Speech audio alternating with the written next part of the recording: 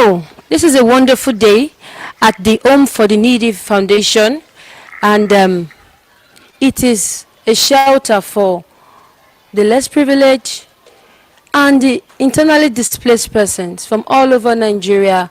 They find their way to this place, and this is a safe haven. Today, we're going to be talking with an exceptional person who, despite the challenges, despite the displacement from his home, despite being cut off from his family, despite the running through the bushes with gunshots, he was able to locate this place, and he came out best in his school. He's a graduate today, and he was the best in his school. So we're going to be having a very exciting time talking with Amos Ishaku. Yes, we have a very interesting personality with us here, and he's a scholar from a very exceptional background, very exceptional. And I wouldn't want to take the vibe out. I would actually want him to introduce himself, and we'll take it from there. Sir, good afternoon. Good afternoon. Please, could you tell? My name is Amos Ishaku, and I hail from Borno State, Gozalko government to be precise, Boko community. And I was in SS2 in Federal Science and Technology College, Lhasa, when I dropped out of school because of the insurgency that is happening in my area. So since then, I couldn't have an opportunity to go back to school because the school was closing definitely, and the insurgency persisted, and we could not have a place to stay again because they burned down our houses and our properties. So we have to run for our dear life. Some escaped to Cameroon, especially my mom and my younger ones. They escaped to Cameroon, while me and my younger sister escaped the other way around. And somehow we found ourselves in Adamawa State. So from there, life was hard. I wanted to go back to school, but there was no means because no even food to eat, talk more of going back to school. So, and I always have that zeal that I want to go to school, but the opportunity was no longer there because I was not even with my parents. I didn't know their whereabouts. I only heard that they escaped to the other area of the country, and while me, I was the other side. So basically what I was doing then was to go to people's farm. I remember they were giving me 200 naira to spend throughout the day in the farm, and then they would give me food to eat. So that's how I was surviving until I met with my headmaster in primary school, who taught me in primary school, and he knew about this place, and that happened in 2014, November. Where is this place, please? In This place. Ogwa is IDP Camp Ogwa, Home for Needy Foundation. So he heard about this place, Home for Needy Foundation, where they are taking care of the needy, the less privileged, the displaced people, which it happens I am the displaced person. So this happened in 2014. I was displaced 2012, 2013, 2012, 2014. So 2 years I was not opportune to go back to school. So actually my thought was, at least let me not go back to people's farm where I'm going to collect 200 naira as a daily wages. So I wanted to come to a place whereby at least I can have my head calm out. I will not hear gunshot, because I remember I have to be running from community to community. The first time I encountered Boko Haram was right in my school. They attacked my school, and we have to sleep in the bush that day. And the next community they were attacking, they attacked about 3 communities, which happened one of the community that I was in, my school was in, they attacked. So it was really a very terrible experience whereby you have to run, you cannot wear white shirt again, you know, a lot of things happen, no food to eat, no water, you live barely on what is just available. So it was really a rough and a terrible period for me. So I didn't want to have such experience again. So when I heard about this place, I was actually excited that there's a place like this, at least I can sleep well. I will not think of, oh, maybe they will attack. So he told me about this place, Home for Needy. So that's how I told him I want to really come. So that's how I came here 2014, November. So when I came here, they started telling us to go back to school. But me, I lost hope of going to school again, because there was no hope again. Yes, so they started encouraging us. You were in school, you can still do it. Forget about what happened. It wasn't easy actually. You go to school, all you could see is the dead bodies, the gunshot, the rest. So it was very difficult to comprehend. So, but then as they keep encouraging us, every day, night and night, day and night, they were with us, the management, then Pastor Evelyn, then Pastor Solomon, and other staffs here. So that is how we were able to catch up. And I started in SS2, where I left. So from there, I was able to go to SS3 2016, wrote my SSC, but could not make it. And which eventually happens that I have to write SSC up to 7 times, and I wrote JAM up to 3 times. So, and 2018, I was able to passed the exam, passed the JAM, and got admission to study chemical engineering at Edo State University. Wow. So that was the time that the dream was gradually coming true. So going to university was an exciting thing, but looking at thousands of us here, where was the money going to come from to sponsor me in university? That was the next thing. And how am I going to even survive in the university? We barely live by what people bring. So where am I going to see food? So those were another challenge. Even it happens that why not just stop from here and continue the life? But they believed in us, they trusted us, they said we can do it. And that is how we eventually went to school. I think the day we went to school we were about 18 in number.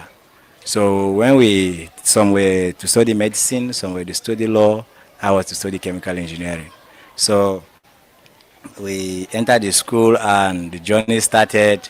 It was really rough time. I remember when I was in my 300 level, that was the toughest period I started encountering, because that time we run out of money, no school fees, we could not pay our school fees. So the school have to tell us we have to pay school fees before we can write exam. We have to be begging and pleading, writing letters so that we can just write the exam. And the school was so kind, they allow us to write the exam. And when I go to school, looking at where I'm coming from, looking at my background, looking at the people who believe in me, looking at these children, my fellow children, those we run together, I told myself, I have no reason to fail. So if other people can make it, I have to make it. So I have to go to my classes, do my assignment. I didn't have reason, though there was a lot of times that you don't have transport to go to class and the classes were far and wide. So somebody have to get ready as early as 5 a.m. You start trekking to class, and then from other class you go to their class. In fact, they give us a name that we too like school. We do the trek for class for school, but I didn't let that enter my head. All I wanted was let me hit the first class and make the people that are sponsoring me in school happy. And I so much believe that if I can do that, I will make them happy.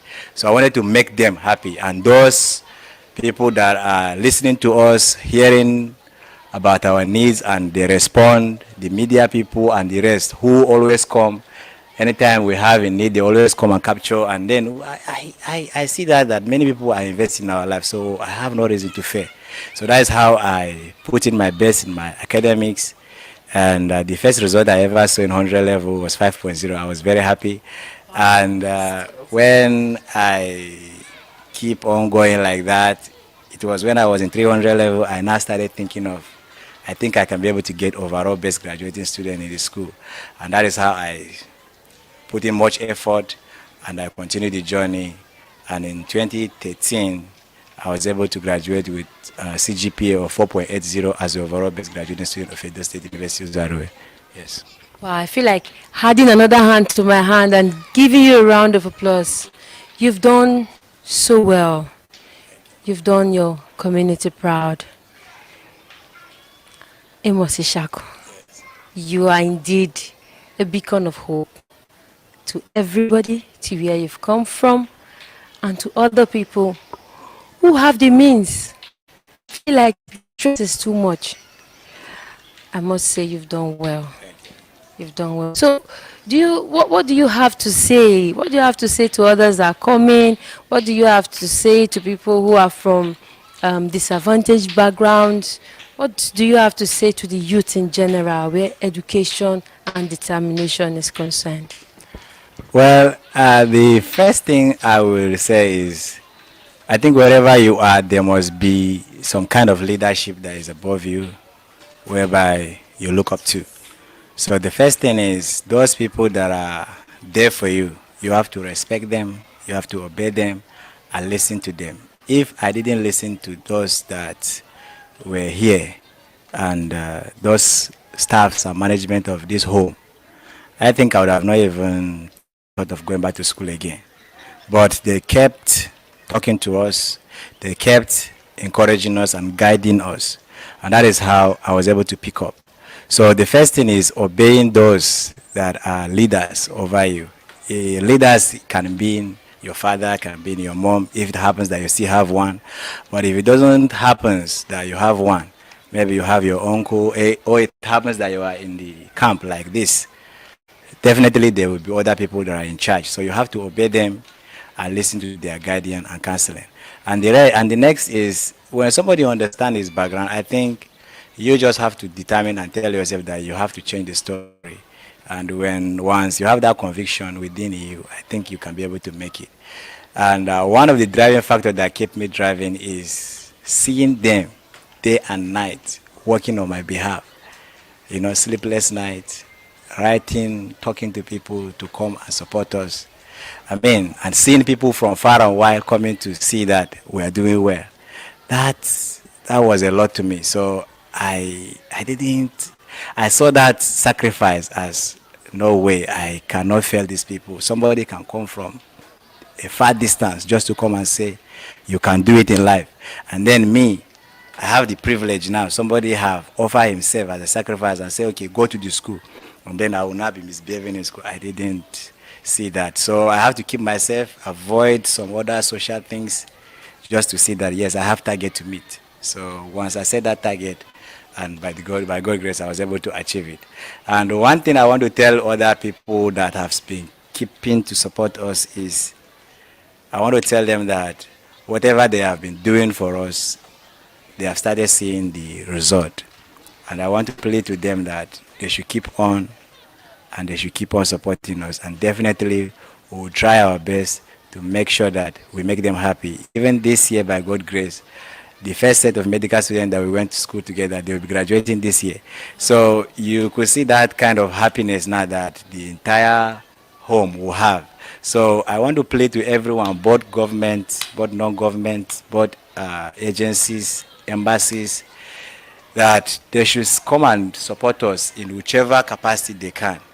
And that can go a long way. As I'm talking to you right now, our students that are in different schools, we have over 200 in different universities. And majority, one of the key challenges we are facing is the area of school fees. Like they could not pay school fees for 2 years, for 3 years. You know, that's when a student has not paid the school fees, it affects our reading. Hey, are they going to allow us to write exam? This one, they have not paid school fees. So that kind of thing. So I am trying to appeal to everyone that they should keep on what they have started with us, and on our side, we'll make sure that we make them happy. Yes. Thank you very much for your time. Thank you. Spoke with Amos Ishako, and what caught me is this. It says, be ready to change your story. Wherever you're from, whatever your challenge, be ready to change your story. This is still Princess Omoyeme Adeyinka Afolabi, reporting from SRTV Edo. And right now, I'm so emotional because I'm at the home for the needy, the shelter, the safe haven for internally displaced persons. We know what the economic situation is like. We know what the security challenge is like. So whatever you have, however you can, if you need to touch someone, if you need to make a difference, the home for the needy at the Uogwa community is the place to be. You can Google it up, you can send us a message, and we'll be sure to let them know you did. Thank you.